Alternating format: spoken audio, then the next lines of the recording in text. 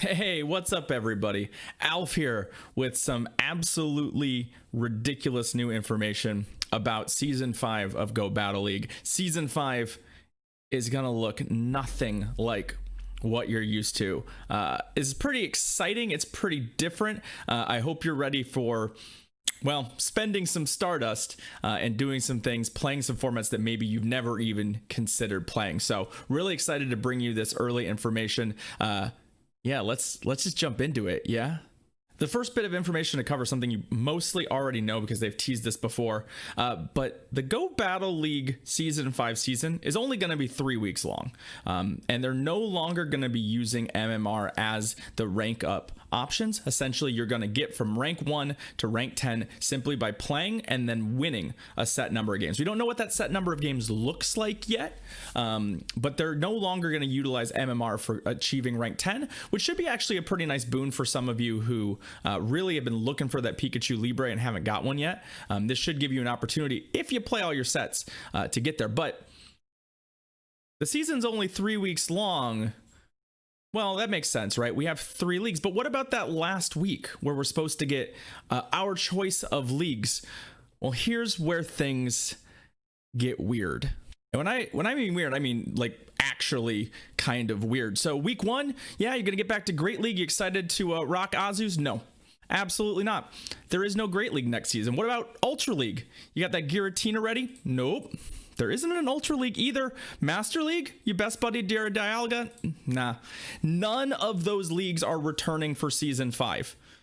Season 5 is made up of 3 special rules cups, 3 different formats, and that is it. You will not be able to play any of the traditional Go Battle League formats in this next season. Should make for some really interesting stuff because some of these formats are, well, they're unique. Let's put it that way. So let's jump in and talk about these, okay?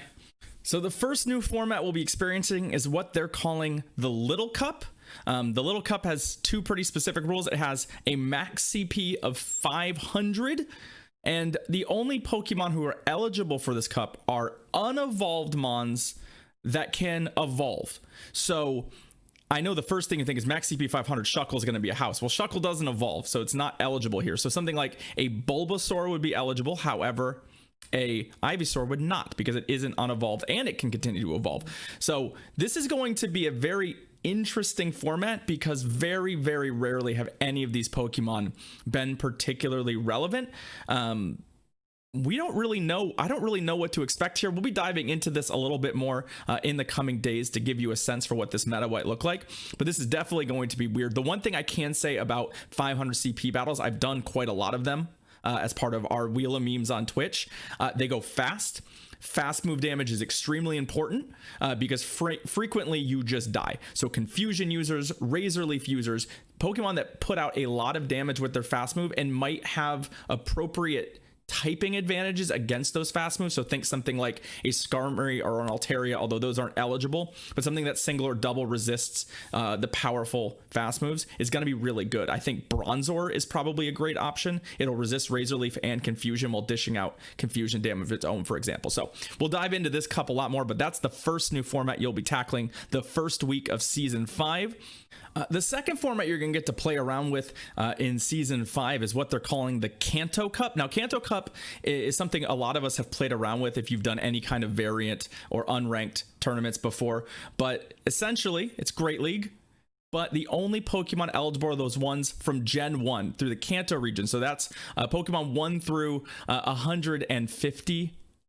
Actually, Mew is eligible. My apologies on the typo there. Although we do have confirmation that this is going to include the regional variants, so you'll be able to use the Alolan variants of the Kantomons as they do have those Pokédex numbers. So you're going to see a lot of the Gen 1 starters here. There's a lot of very powerful Pokemon in Gen 1. Luckily, also a lot of Pokemon you've probably already made. So this is a format where you're likely to be able to conserve some Stardust as long as you've been playing PvP for a while. Should be interesting. Again, all these formats we'll cover in depth, but the week 2 format going to be this Kanto Cup. I think those Alolan variants are going to be very, very good here, as there aren't a lot of dark types in Gen 1 as it didn't exist at the time, and some of the powerhouses like Hypno really suffer from those weaknesses. So look forward to that. We have one more format. This one might be a problem for some of you. I'm certainly a little bit hesitant to think this is a great idea. That last format, the format we'll be playing in the last week of GBL Season 5, is what they're calling the Catch Cup. It's a Great League format. It's fully open, aside from the no mythical Pokemon thing. But the only rule is your Pokemon have to have been caught during Season 5, in the 2 weeks leading up to Season 5. That means if you want to use an Azumarill in the Catch Cup, you need to make a new one. You also need to find one, which is a whole nother problem. But this is looking a little dicey to me.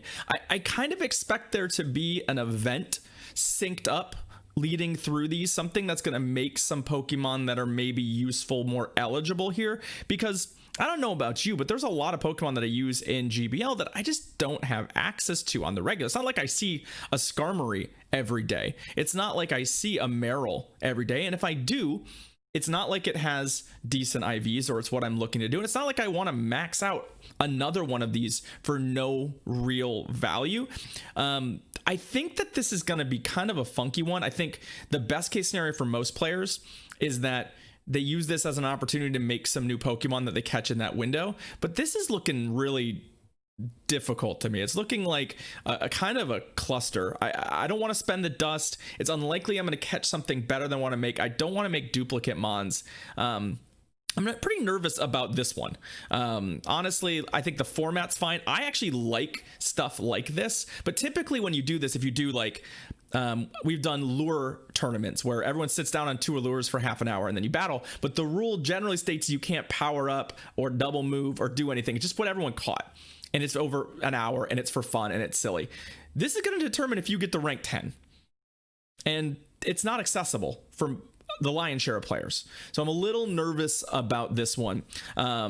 So we'll see how this goes. I know a number of members of my community that something was data mined that had sort of alluded to this, and a number of them were really potentially upset at this idea. So hopefully they've got some plans in mind to make this work. But I'm a little nervous about this one.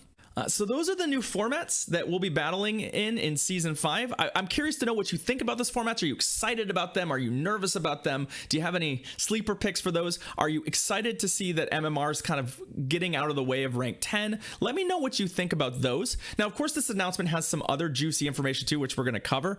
Specifically, we got some new moves, and we got some Pokemon with some moveset updates. So let's take a look at those real quick. And again, we'll cover these more in depth at a later time, but I just want to get this info out to you. As it is breaking literally basically right now. So let's take a look at these new move sets. We don't have any stats on these moves yet, so we're not super sure what they do, but we can at least speculate. Some of these are some really, really nice updates to some Pokemon. So the first new move that's being added to the game here with this update for Season 5 is Incinerate. Incinerate is a brand new fire type fast move, and they've identified the 5 Pokemon you see there to have it. So that's Rapidash, Darmanitan, Typhlosion, Ho-Oh, and Chandelure. If you look at those Pokemon, there's not really any meta players here. Realistically, Typhlosion sees some play in Ultra League formats. Chandelure has seen some play in Ultra Premier and Masters Premier, although those formats not happening this season. Most of these Pokemon are kind of on the fringes of metas, but the fact is Ho-Oh needed a fire type fast move. That's a great addition. If Incinerate is a high quality move, many of these Pokemon could become relevant. If it looks like Confusion or Razor Leaf or Charm, which it certainly could, I think you start to see some of these Pokemon have play around the fringes of the metagames. We don't know the stats yet, but this feels like a good change. Fire type moves have been traditionally pretty weak, and it'd be nice to see a little more variety here. So I'm pretty excited to see this one drop. Don't know if it's going to shake anything up much, but the more they can buff fire types, a number of metas could really, really use some stronger fire types. So good on them. The second moveset update we have is for Poison Sting, another move that's really probably prime for an update. They're increasing the energy gain on it, which is pretty good. Poison moves are generally pretty weak within the game, and given how popular Azumarill is in Great League, an improved Poison Sting is great. They're adding it to Vespiquen, Drapion, and Whirlipede. Yes, that's not a typo.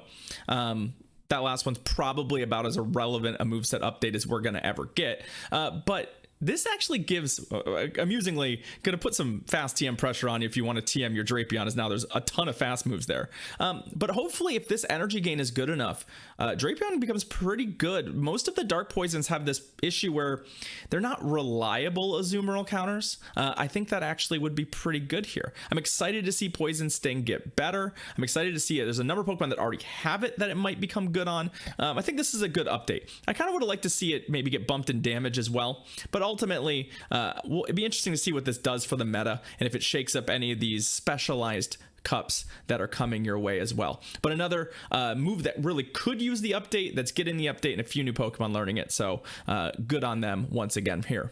And lastly, we're seeing last season's newly buffed Flame Charge. Remember, it got an update so that it doesn't increase attack. Be added to 4 new Pokemon. We see Rapidash and Chandelure again. Somebody internally thinks they have a place in a meta because they've gotten 2 moveset updates here.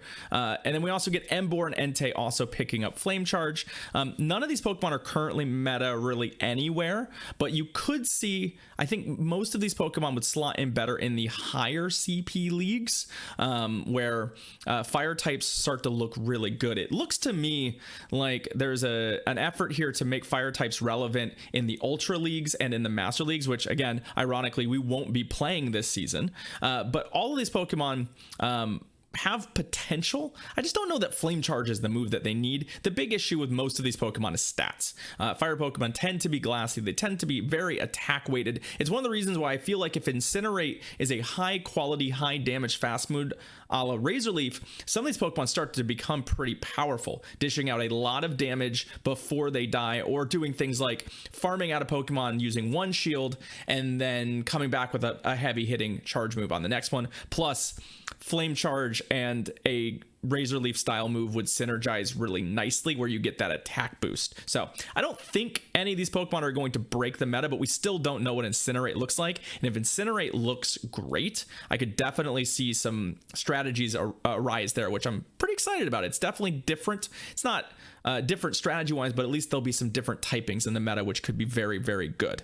There's 2 other minor updates. Well, they're not really minor, but they are updates that I want to cover before we wrap this thing up. The first is that the walking requirement is still not returning for Go Battle League, so you can still get your 5 sets in without having to do any additional work. I still think that's likely to return at some point. I'm not looking forward to it, but I do think that that's probably in its future. The second one I think you'll be excited about, though.